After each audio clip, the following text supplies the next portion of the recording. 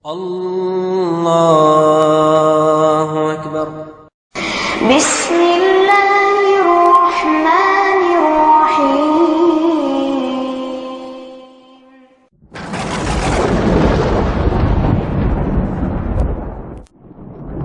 وقل جاء الحق وزهق الباطل إن الباطل كان زهوقا. إن الحمد لله نحمده ونستعينه ونستغفره ونعوذ بالله من شرور أنفسنا ومن سيئات أعمالنا من يهده الله فلا مضل له ومن يضلل فلا هادي له وأشهد أن لا إله إلا الله وأشهد أن محمدا عبده ورسوله أرسله بالحق بشيرا ونذيرا أما بعد فإن خير الحديث كتاب الله وخير الهدي هدي محمد صلى الله عليه وسلم فإن خير الأمور عوازمها وشر الأمور محدثاتها وكل محدثة بدعة وكل بدعة ضلالة وكل ضلالة في النار. فأعوذ بالله من الشيطان الرجيم. بسم الله الرحمن الرحيم. يا أيتها النفس المطمئنة ارجعي إلى ربك راضية مرضية فادخلی فی عبادی وادخلی جنتی. محترم حضرات، پردہ نشین خواتین، ماؤں، بہنوں، بزرگوں، دوستوں، عزیزوں، چھوٹے بچوں، تمام تعریفیں اللہ رب العالمین کے لیے ہے جو ہم تمام کا خالق ہے، مالک ہے. اللہ تبارک و تعالی جو ساری کائنات کا نظام چلاتا ہے. اللہ تبارک و تعالی اپنے بندوں کے حال سے بے خبر نہیں ہے. وہ جانتا ہے، وہ خبیر ہے، علیم ہے، اور بندوں کی حالت کو وہ جانتا ہے. میں نے آپ کے سامنے قرآن مجید کی دو آیتیں آپ کے سامنے تلاوت کی. آخری آیت جس میں کہا یا ایھا النفس المطمئنہ ارجعی الی ربک راضیۃ مرضیہ فادخلی فی عبادی وادخلی جنتی. گزشتہ خطبوں میں ایک بات ہمارے ساتھ تھی کہ آدمی نفس کی اصلاح کرنے کے لیے، آپ کے اور میرے جسم میں جو نفس ہوتا ہے اس کو اچھا بنانے کے لیے 10 چیزوں کی ضرورت ہے. اور یہ اچھا بنانے کی بات میں اور آپ کیوں کرتے ہیں؟ تاکہ ہم حالات کا مقابلہ کر سکیں.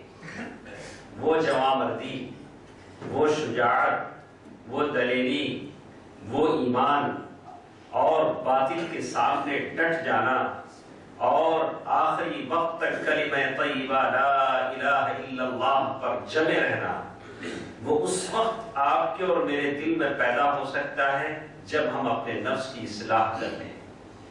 دار و رسن میں بھی ہمارے زبانوں پر کلمہ طیبہ لا الہ الا اللہ کی گونج آ سکتی ہے، جسم سے جان جدا ہو سکتی ہے، لیکن ایمان ہرگز جدا نہیں ہو سکتا.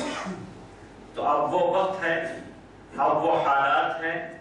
میں حالات کا المیہ سننے اور سنانے کے لیے تو یہاں نہیں ہوں. آپ اچھی طرح جانتے ہیں، آپ اچھی طرح جانتے ہیں. میں ایک ہی رخ پر بات کرتا ہوں کہ ان حالات کا مقابلہ کیسے کیا جائے. میرے اور آپ کے رب کی بات پر آپ کو مجھے یقین ہونا چاہیے. اللہ تبارک و تعالیٰ نے صاف طور سے اپنے کلام مجید میں کہہ دیا فَلَا تَخَافُوهُمْ وَخَافُونِي إِن كُنتُم مُؤْمِنِينَ. میرے بندو، کہاں ڈرے جا رہے ہو؟ کیوں سہمے جا رہے ہو؟ کیوں کانپ رہے ہو؟ کیوں اندیشات میں گھرے جا رہے ہو؟ یہ تمہارا کچھ بگاڑ نہیں سکے گے، تمہارا کچھ نقصان نہیں کر سکیں گے. اس کا یہ مطلب نہیں کہ میں تمہیں خواب خرگوش میں سلا دوں. میں یہ بھی تو نہیں کہہ سکتا. میں کہہ سکتا ہوں کہ اسباب اختیار کیجیے. میرے نبی صلی اللہ علیہ وسلم نے یہ پیغام بھی آپ کو سمجھایا. مکے سے مدینہ ہجرت کر رہے ہیں. ممکن تھا کہ اللہ تبارک و تعالیٰ مکے سے اٹھاتا مدینے میں لا کے آپ کو رکھ دیتا، لیکن ابوبکر صدیق سے کہہ رہے ہیں کہ ابوبکر 2 اونٹنیاں تیار کرو، کسی رہبر کو ساتھ لے لو، خوب اچھا چارہ کھلاؤ. کبھی جنگ کے میدان میں جا رہے ہیں اللہ کے نبی ہے، کس بات کا ڈر ہے؟ لیکن 2 زرہ پہن کے جا رہے ہیں۔ اسباب اختیار کیجیے، گھر گھر جائیے، لوگوں کے گھروں پر دستک دیجیے اور ان کے اندر اویئرنس اور شعور پیدا کیجیے کہ آپ مسلمان ہیں، کافروں کے مکر و فریب سے ہوشیار رہیں۔ اللہ تبارک و تعالیٰ کا کلام بالکل سچا ہے۔ اللہ تبارک و تعالیٰ نے کہا وَيَمْكُرُونَ وَيَمْكُرُ اللَّهُ وَاللَّهُ خَيْرُ الْمَاكِرِينَ۔ یہ کافر ہیں، یہ فاجر ہیں، یہ فاسق ہیں، وہ صبح شام مکر کریں گے، لیکن تعجب اس بات پر ہے کہ مکر کا مقابلہ کرنے کے لیے قوم تیار نہیں ہے۔ مجھے تو لگتا ہے جب تک یہ بلا یا آفت، یہ مصیبت ان کے سیڑھیوں تک پہنچ جائے تب تک شاید ان کو نیند سے کوئی جگا سکے۔ تو ضرورت اس بات کی ہے کہ ہم ایسا کچھ کریں کہ ہمارے قوم کو شعور دلائیں آنے والے حالات کا مقابلہ کرنے کے لیے۔ تو میں آپ کے سامنے ہی بیان کرنا چاہتا ہوں، ان حالات کا مقابلہ کرنے کے لیے پہلے اپنے آپ کو سدھارنا ہوگا، ہمارے اندر تبدیلی لانی ہوگی، نفس کی اصلاح کرنی ہوگی۔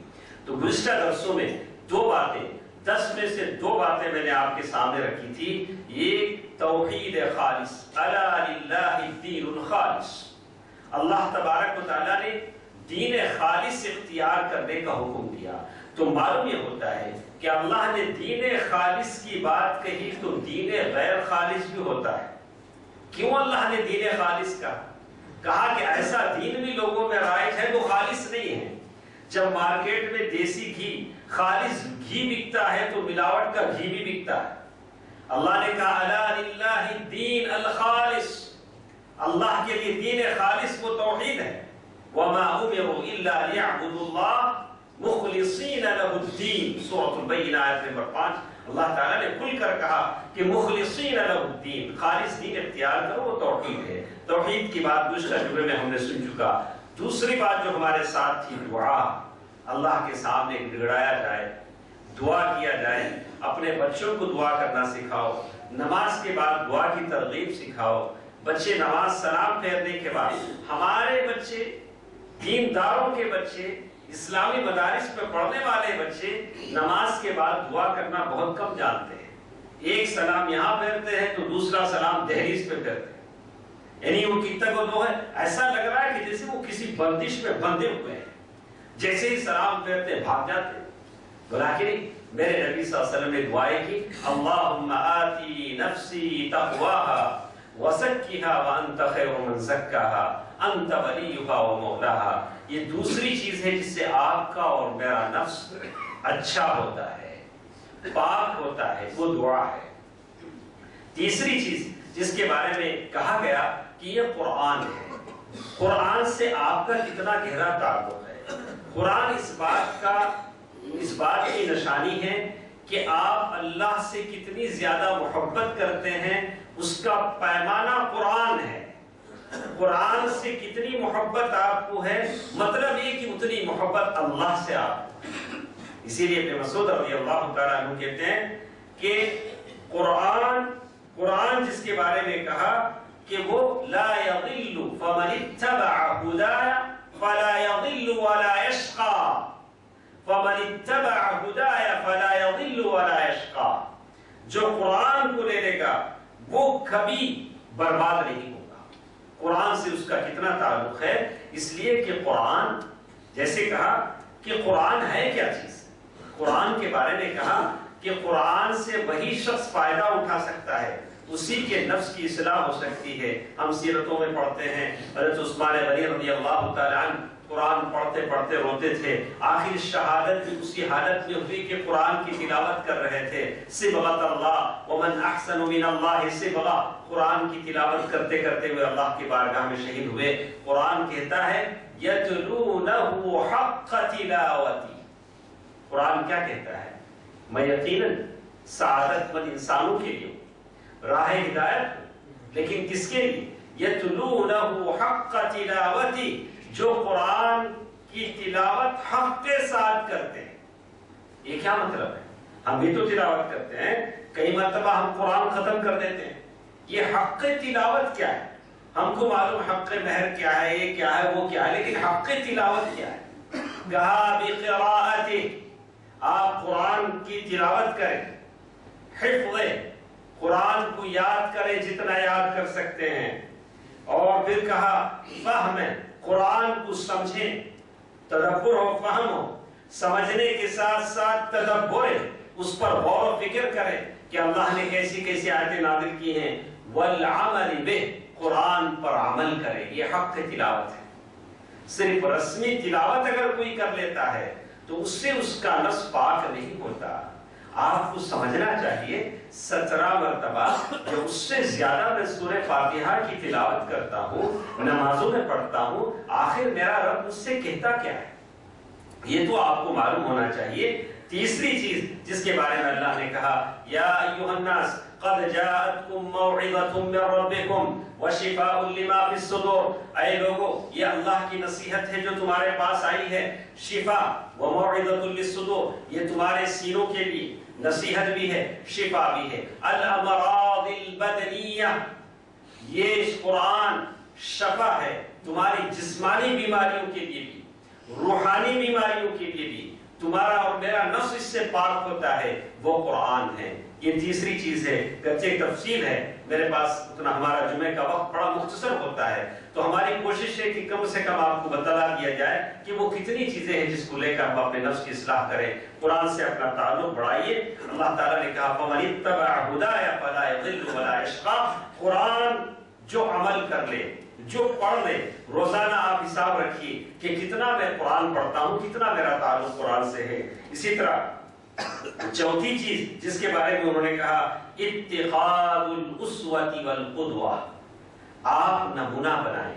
اللہ کے نبی صلی اللہ علیہ وسلم بہترین نمونہ ہے۔ لقد کان لکم فی رسول اللہ اسوۃ حسنہ۔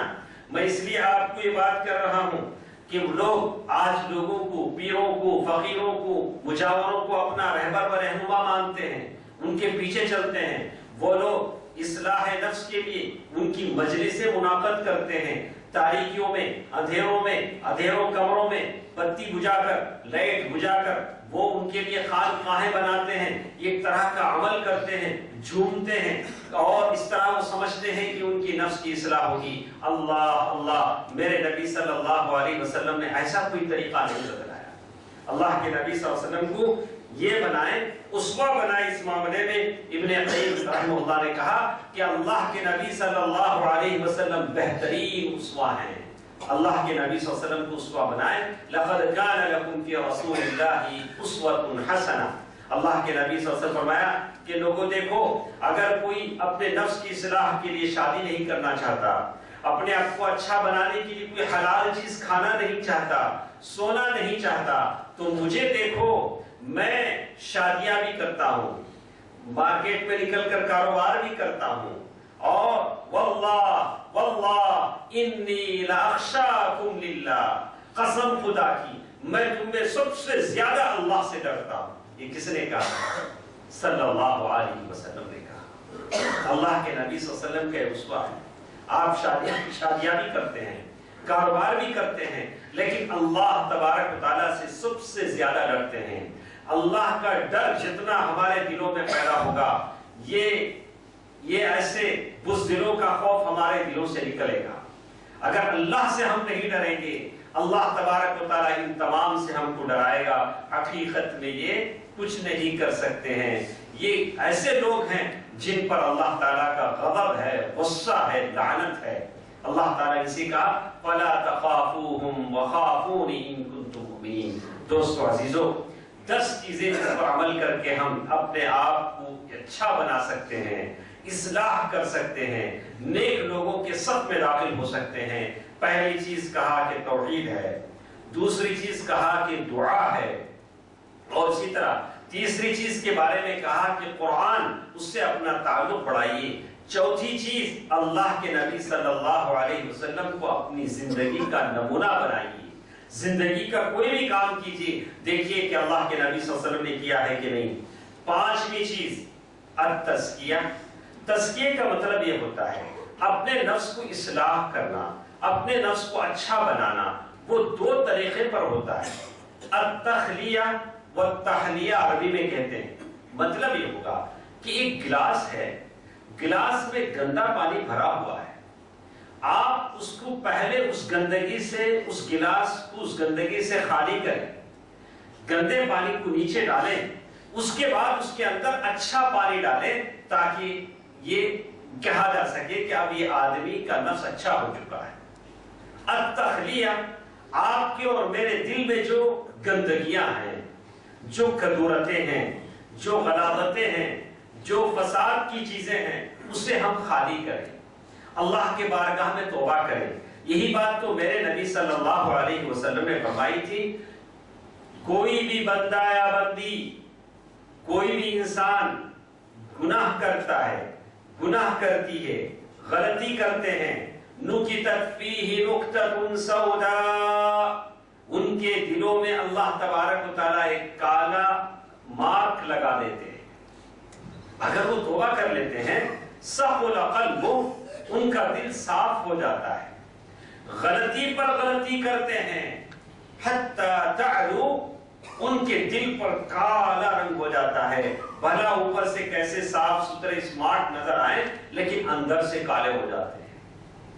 اور پھر کہا کَلَّا بَرَّانَ عَلَىٰ قُلُوبِهِمْ مَا كَانُوا يَكْسِبُونَ، اسی کا مطلب ہے دل زنگ زدہ ہو جانا، سارا دل آدمی کا زنگ آلود ہو جاتا ہے۔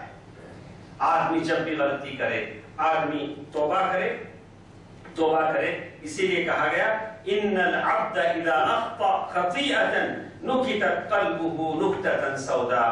آخر میں اللہ تبارک و تعالیٰ نے کہا والذین جاہدوا فینا لنہدینہم سبلنا وان اللہ لمع المحسنین، وہ لوگ جو میرے راستے میں کوشش کرتے ہیں، جاہدوا فینا لنہدینہم سبلنا، ہم ان کے لیے راستے آسان کر دیتے ہیں۔ تو پانچویں چیز یہ ہوگی کہ میرے نفس کو اصلاح کرنے کے لیے میں پہلے اپنے نفس کو پاک کروں، جو غلط چیزیں میرے دل میں ہیں اسے پہلے باہر نکالوں، اس کے بعد پھر میں نیک اعمال کروں، غلطیوں سے توبہ کروں، اللہ تعالیٰ کے بارگاہ میں توبہ کروں۔ انس بن مالک رضی اللہ تعالیٰ عنہ نے یہی کہا کہ میں اللہ کے نبی صلی اللہ علیہ وسلم کو دیکھتا تھا کہ دن میں 100 مرتبہ استغفر اللہ پڑھتے تھے، استغفر اللہ پڑھتے تھے۔ آپ لوگ دنیا کی بہت ساری چیزیں جانتے ہیں، کوئی اپنے سسٹم کو، کمپیوٹر کو اچھا بنانا چاہتا ہے تو پہلے اس کو فارمیٹ کرتا ہے، سارا سسٹم فارمیٹ کرتا ہے، پھر اینٹی وائرس ڈالتا ہے، پھر نیا سسٹم اسے چلاتا ہے تاکہ اس کا سسٹم وائرس سے محفوظ رہے۔ ایسا تو نہیں ہوگا کہ کوئی سسٹم پورے کا پورا ایسے ہی چلاتا رہے سافٹ ویئر اور اس میں اینٹی وائرس کے بغیر وہ استعمال کرے تو اس سے کیا نقصان ہے وہ اچھی طرح جانتا ہے۔ یہ تو دنیا کی بات ہے۔ تو اسی لیے کہا التخلیہ، آپ اپنے دل کو پہلے صاف کیجیے، جو چیزیں اس کے اندر ہیں میں اور آپ اسے صاف کریں، دل سے دور کریں، توبہ کریں، اور پھر آدمی اپنی اصلاح کر لے، اس کا نفس اچھا ہوتا ہے۔ نمبر 6 اغلاق المنافذ، اغلاق المنافذ التي تخرج الانسان عن التزکیہ، آپ ان راستوں کو بند کر دیں جو آپ کے اور میرے نفس کو، دل کو بگاڑ سکتے ہیں، ان دروازوں کو بند کر دیں۔ جیسے آپ اپنی کار میں کہیں جا رہے ہیں، آپ کی کار کی کھڑکی کھلی ہے، اچانک کہیں کوئی کتا مرا پڑا ہے، کوئی بدبودار لاش ہے جس کی بدبو آپ کی کار میں آتی ہے، آپ کیا کرتے ہیں؟ آپ کیا کرتے ہیں؟ اور ایک گلاس بھی کھول دیتے ہیں یا کھلا گلاس بند کر دیتے ہیں، فوراً بے جھجک آپ کی کوشش ہوتی ہے بدبو سے بچنے کے لیے کہ اس گلاس کو بند کر دے تاکہ بدبو بند ہو جائے۔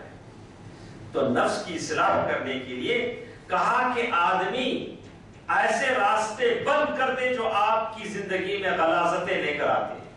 اللہ کے نبی صلی اللہ علیہ وسلم نے مثال دے کر سمجھایا۔ دوستو، ماں اور بہنوں، میرے نبی صلی اللہ علیہ وسلم کی زبانی جو مثال دی گئی اسے سنو۔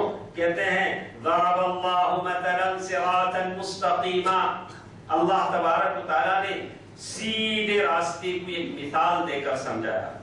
وعلی جنبی الصراط سوران، ایک سیدھا راستہ ہے، اسٹرائٹ پاتھ، ایک سیدھا راستہ ہے، اور سیدھے راستے کے دونوں طرف دیوار ہے، ادھر ایک دیوار، ادھر ایک دیوار۔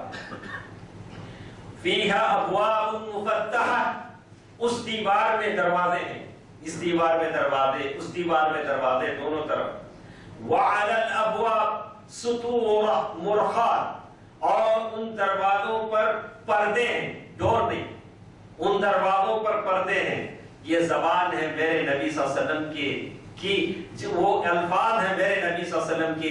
دیکھیے وہ اپنی امت کو کیسے سمجھاتے ہیں. وَبَابِ الصِّرَاطِ دَاعٍ، اور وہ سیدھے راستے پر ایک پکارنے والا ہے، لوگوں کو پکارتا ہے. اور وہ راستے کے اندر ایک آدمی ہے، وہ بھی پکارتا ہے. اللہ کے نبی صلی اللہ علیہ وسلم سے پوچھا گیا اللہ کے نبی یہ کیا مثال ہے، اس کو تو ہم سمجھ نہیں سکتے. اللہ کے نبی صلی اللہ علیہ وسلم نے فرمایا وَدَاعٍ ضرب اللہ، وہ کہا کہ یہ جو سیدھا راستہ ہے یہ اسلام کا راستہ ہے، سیدھا راستہ ہے جس کی مثال اللہ نے دی. یہ سیدھا راستہ اسلام کا راستہ ہے. وَعَلَى جَنْبَيْ الصِّرَاطِ سُورَانِ، اور یہ جو دونوں دیواریں ہیں یہ اللہ تبارک و تعالیٰ کی حدود ہیں، اللہ تبارک و تعالیٰ کے قوانین ہیں. یہ حرام ہے، یہ غلط ہے، یہ سارے محارم ہیں جو اللہ تبارک و تعالیٰ کے ہیں. فیہا ابواب مفتحہ، یہ جو دروازے ہیں کھلے ہوئے ہیں وہ حرام دروازے ہیں. تم سیدھا چلو، ان دروازوں میں مت گھسو. ان دروازوں میں کیا ہے؟ پردے ہیں. تو شیخ لکھتے ہیں کہ پردوں کا مطلب ہے کہ آج حرام کو اختیار کرنا بڑا آسان ہے. کوئی بات نہیں، بس لاگ ان کیجئے ساری چیزیں مل جاتی ہیں، انگلیاں چلائیے ساری چیزیں مل جاتی ہیں. اسی لیے کوئی پکارنے والا پکارتا ہے اللہ کے بندے ان دروازوں میں مت گھسنا، جب تو گھس جائے گا تو نکلنا مشکل ہو جائے گا. لوگوں سے کہا جاتا دیکھو ان حرام سے بچو. آنکھیں اٹھتی ہیں تو بدکاریوں پر پڑتی ہیں، بری نظریں اٹھتی ہیں، ان چیزوں سے بچو تاکہ آپ کا اور میرا نفس اچھا ہو سکے، اصلاح ہو سکے. قل للمؤمنین، اسی لیے اللہ تعالیٰ نے کہا قل للمؤمنین یغضوا من ابصارہم ویحفظوا فروجہم. قرآن مجید کی آیت ہے. اللہ تبارک و تعالیٰ نے شرمگاہ کی حفاظت کی بات بعد میں کہی، پہلے یہ بتایا کہ تم اپنی نگاہ نیچی رکھو. الزنا النظر برید الزنا، یہ نگاہ یہ زنا کا پوسٹ ہے، وہاں تک لے جاتا ہے. کہا کہ اس سے بہتر ہے کہ تم اپنی نگاہ کی حفاظت کرو، ادھر ادھر نہ دیکھو، غلط چیزیں نہ دیکھو. کہا کہ اس سے آپ کا نفس اچھا ہوگا.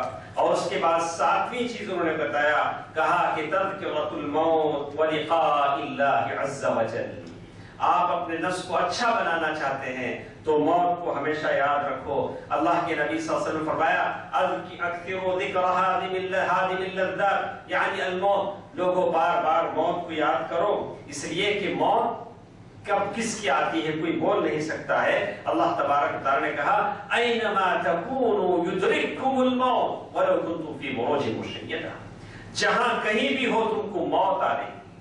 کتنے ایسے لوگ ہیں جو اپنے کار سے باہر نکلے، کار ڈرائیو کرتے ہوئے نکلے، بائک چلاتے ہوئے نکلے، لیکن کاندھوں پر کفن پہن کر گھر واپس آئے. ایسا ہوتا ہے. بہت سارے ایسے لوگ ہیں جنہوں نے کہا کہ ایسا کرو جلدی مجھے میرا کھانا تیار کرو، مجھے آفس جانا ہے، لیکن وہ کھانا کبھی وہ نہیں کھا سکے. ایسا بھی ہوا. کتنے ایسے ہیں اپنوں سے کپڑا پہنا، اپنے سے بٹن لگائے، لیکن یہ بٹن نہلانے والے آخر میں ان کے کھولتے ہیں. جو آخری نہلانے والے ہوتے ہیں، غسل دینے والے ہوتے ہیں، وہ ہوتے ہیں. اسی لیے اللہ تبارک و تعالیٰ نے کہا قل ان کنتم، اگر تم موت سے بھاگتے ہو، تم قل ان الموت الذی تفرون منہ فانہ ملاقیکم، آپ کہہ دیجیے موت سے مت بھاگیے، موت تمہارے اندر تمہیں پا لے گی. اسی لیے اللہ کے نبی صلی اللہ علیہ وسلم فرمایا کہ جب یہ چیز تمہارے اندر پیدا ہو جائے گی الوہن، تو دشمن تم پر غالب آ جائیں گے. دوستو عزیزو، ہم وہ مسلمان ہیں، ہم موت سے کبھی نہیں ڈرے ہیں، اور اس کے لیے ضرورت ہے کہ ہم ان چیزوں کو اپنے اندر پیدا کریں تاکہ وہ جذبہ ہمارے اندر پیدا ہو. اسی طرح نمبر 8 جس کے بارے میں کہا تغییر الجلساء، ہم اپنے بچوں سے کہیں کہ وہ اچھے دوستوں کو اختیار کریں تاکہ اس کا نفس اچھا ہو، آپ کی فرینڈشپ اچھی ہو. بچوں سے کہے کہ وہ اپنا فرینڈ اچھا بنائیں، دوست اچھا بنائیں. اللہ تبارک و تعالیٰ نے پیارے نبی صلی اللہ علیہ وسلم سے کہا وَاصْبِرْ نَفْسَكَ مَعَ الَّذِينَ يَدْعُونَ رَبَّهُمْ بِالْغَدَاةِ وَالْعَشِيِّ يُرِيدُونَ وَجْهَهُ. مکے کے لوگ اللہ کے نبی صلی اللہ علیہ وسلم کے پاس آئے جو بڑے بڑے مالدار تھے. انہوں نے کہا اللہ کے نبی صلی اللہ علیہ وسلم، اے محمد صلی اللہ علیہ وسلم، ہم آپ پر ایمان لانا چاہتے ہیں، ہم بھی مسلمانوں کی لیسٹ میں شامل ہونا چاہتے ہیں، لیکن آپ کے پاس یہ جو غریب لوگ جو بیٹھے ہیں ان کو آپ دور کر دیجئے، ہم قریب ہو جائیں گے۔ اللہ نے کہا کہ وَلَا تَطْرُدِ الَّذِينَ يَدْعُونَ رَبَّهُمْ، اے محمد صلی اللہ علیہ وسلم ان غریب مسلمانوں کو دور مت کیجیے، اس لیے کہ لوگ نیک ہیں، صالح ہیں، متقی ہیں، تو آپ نیک لوگوں سے دوستی کریں گے، ان کے ساتھ اٹھ بیٹھیں گے تو آپ کا نفس بھی ٹھیک ہوگا، آپ کے نفس کے اندر تقوی پیدا ہوگا۔ اسی لیے کہا گیا المرء علی الرجل علی دین خلیل فلینظر احدکم من یخالل، آدمی اپنے دوستوں سے پہچانا جاتا ہے، تو آپ دیکھیں کہ آپ کس کو دوست بنا رہے ہیں۔ کتنے مسلمان بچے ہیں غلط چیزوں کے عادی ہیں، منشیات کے استعمال کرنے کے عادی ہیں، غلط دوست کی وجہ سے۔ اللہ کے نبی صلی اللہ علیہ وسلم نے بڑی مثال کے ساتھ سمجھایا، اللہ کے نبی صلی اللہ علیہ وسلم نے حدیث میں سمجھایا، عطر بیچنے والے کی اور لوہار کی لمبی حدیث ہے، آپ اچھی طرح جانتے ہیں۔ یہ مثال بتائی گئی کہ آدمی اچھی دوستی کرے تاکہ اس کے نفس کی اصلاح ہو سکے۔ نمبر 9 یہ کہتے ہیں الحذر من العجب، آدمی یہ چیز ہمارے اندر زیادہ پائی جاتی ہے، ہم لوگ فخر کرتے ہیں اپنے باتوں کا۔ اللہ کے نبی صلی اللہ علیہ وسلم فرماتے ہیں انا سید ولد آدم ولا فخر، آدم کے جتنے بیٹے ہیں سب کا میں سردار ہوں، لیکن کوئی فخر کی بات نہیں، فخر ہرگز نہیں ہونی چاہیے۔ آپ کچھ بھی ہوں، فخر کسی کی بات نہیں، اس سے آپ کا نفس بگڑ جائے، اس سے آپ کا نفس بگڑ جاتا ہے۔ ابو بکر رضی اللہ تعالیٰ عنہ، آپ کیا کہتے ہیں؟ ابو بکر رضی اللہ تعالیٰ عنہ جن کے بارے میں اللہ کے نبی صلی اللہ علیہ وسلم فرمایا کہ ابو بکر وہ ہیں جو جنت کے ہر دروازے سے بلائے جائیں گے، لیکن ابو بکر رضی اللہ تعالیٰ عنہ اللہ کے نبی صلی اللہ علیہ وسلم سے کہتے ہیں کہ اے اللہ کے نبی مجھے کوئی دعا سکھلائیں تاکہ میں کر سکوں۔ تشہد میں بیٹھنے کی وہ دعا جس میں کہا اللہم انی ظلمت نفسی ظلما کثیرا ولا یغفر الذنوب الا انت، یہ دعا کس نے سکھایا؟ وہ ابو بکر رضی اللہ عنہ جو جنت کے ہر دروازے سے بلائے جائیں گے، اور جس کے بارے میں میرے نبی صلی اللہ علیہ وسلم نے فرمایا کہ میں نے ہر ایک کا حق ادا کر دیا لیکن ابو بکر کا حق ادا نہیں کیا رضی اللہ عنہ وارضاہ۔ تو یہ کہتے ہیں کہ آپ کو مجھے کوئی فخر نہیں ہونی چاہیے۔ یہی فخر مکے کے قریش بھی کرتے تھے، کہتے تھے ہم لوگ کعبۃ اللہ کو پردہ پہناتے ہیں، حاجیوں کو پانی پلاتے ہیں، ہم وہ ہیں۔ یہ چیز اللہ تعالیٰ کو پسند نہیں ہے، یہ بات نہیں ہونی چاہیے۔ اسی لیے کہا عبداللہ بن ملیکہ وہ کہتے ہیں ادرکت ثلاث صحابیا، 30 صحابہ کو میں نے دیکھا کہ ہر ایک اس بات سے ڈرتا تھا کہ کہیں وہ منافق نہ ہو۔ کون؟ صحابی ہیں، نفاق سے ڈر رہے ہیں۔ تو معلوم یہ ہوتا ہے کہ مومن نیکی کرتا ہے، ڈرتا ہے کہ کہیں نیکی قبول نہ ہو، منافق برائی کرتا ہے اور امن سے رہتا ہے۔ تو نئی بات یہ تھی کہ کبھی آپ کے اندر فخر اور غرور کسی بات کو لے کے نہ اپنی صحت کو، نہ اپنی دولت کو، نہ اپنے علم کو، نہ اپنے رتبے کو، نہ اپنے اسٹیٹس کو، کسی بات کو لے کر فخر نہ ہو، اس لیے کہ یہاں فخر کرنے کا کوئی موقع نہیں ہے۔ الکبر ردائی، بڑائی صرف اللہ تبارک و تعالیٰ کے لیے ہے، جس کی آواز مؤذن لگاتے ہیں اللہ اکبر اللہ اکبر، بڑا سب سے بڑا اللہ تبارک و تعالیٰ ہے۔ 10ویں چیز جس کے بارے میں کہا کہ آپ اور ہم اپنے نفس کی اصلاح کر سکتے ہیں، معرفت النفس، آپ اپنے نفس کو پہچانیں، ٹٹولیں کہ میرے دل میں میرا جو نفس ہے کس کیٹیگری کا ہے۔ ہاں کبھی آپ نے ٹٹولا ہے؟ ٹٹول کے دیکھیں، قرآن نے 3 قسمیں تو بتا دی، النفس المطمئنہ، النفس اللوامہ، النفس الامارہ بالسوء۔ کہا کہ نفس 3 قسم کے ہوتے ہیں، کہا کہ النفس المطمئنہ، ایک نفس مطمئنہ ہے جو نیکی کر کے خوش ہوتا ہے، جنت میں جاتے ہوئے جو آیت میں نے پڑھی یا ایھا النفس المطمئنہ ارجعی الی ربک راضیۃ مرضیہ فادخلی فی عبادی وادخلی جنتی۔ اگر کوئی نفس مطمئنہ ہے تو اس سے بڑھ کر کوئی دولت نہیں ہے۔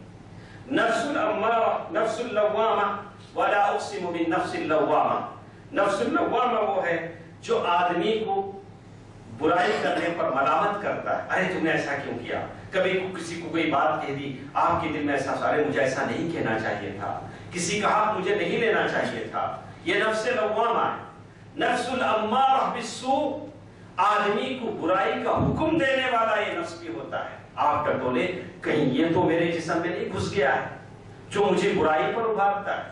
وما ابرئ نفسی ان النفس لامارۃ بالسوء، یوسف علیہ السلام نے کہا آدمی اپنے نفس کو ٹٹولے کہ کون سا نفس اس کے اندر ہے، تو علماء نے مثالیں دی ہیں۔ آخر میں کہوں گا ابن قیم رحمہ اللہ نے کہا النفس جبل عظیم، آدمی کا نفس ایک بہت بڑا پہاڑ ہے، اس پہاڑ پر کانٹے ہیں، وادیاں ہیں، گڑھے ہیں، اس پہاڑ پر آپ کو چڑھنا ہے، چڑھنا ہے، اپنے نفس کو اچھا بنانا ہے، اصلاح کرنا ہے، اچھا بنانا ہے، اصلاح کرنا ہے، اور شیطان چڑھنے سے آپ کو روکے گا۔ اسی لیے صحابہ نے کہا کہ مجھے نفس کو اچھا بنانے میں 30 سال لگ گئے، بڑے بڑے بزرگوں نے کہا اب مجھے اور آپ کو اپنا بنانے میں کتنا لگتا ہے اللہ تعالیٰ بہتر جانتا ہے۔ یہ 10 باتیں تھیں جو میں نے آپ کے سامنے رکھی ہیں، اللہ تعالیٰ مجھے اور آپ کو عمل کرنے کی توفیق دے۔ اللہ تبارک و تعالیٰ جتنے بیٹھے ہیں جو باتیں ہم نے سنی ہیں اس پر مجھے اور آپ کو عمل کرنے کی توفیق دے۔ اے اللہ جو بیمار ہیں انہیں شفایابی عطا فرما، شفاء عاجلہ فرما، شفاء کاملہ عطا فرما۔ اے اللہ جو غریب ہیں انہیں توانگر بنا دے، جو قرض دار ہیں ان کے قرضوں کی ادائیگی کا ذریعہ فرما دے، جو ہمارے مرحومین دنیا سے جا چکے ہیں ان کے قبروں کو نور سے بھر دے۔ آمین۔ صدق اللہ العلی العظیم ونفعني وإياكم بالآيات والذكر الحكيم إنه تعالى جواد ملك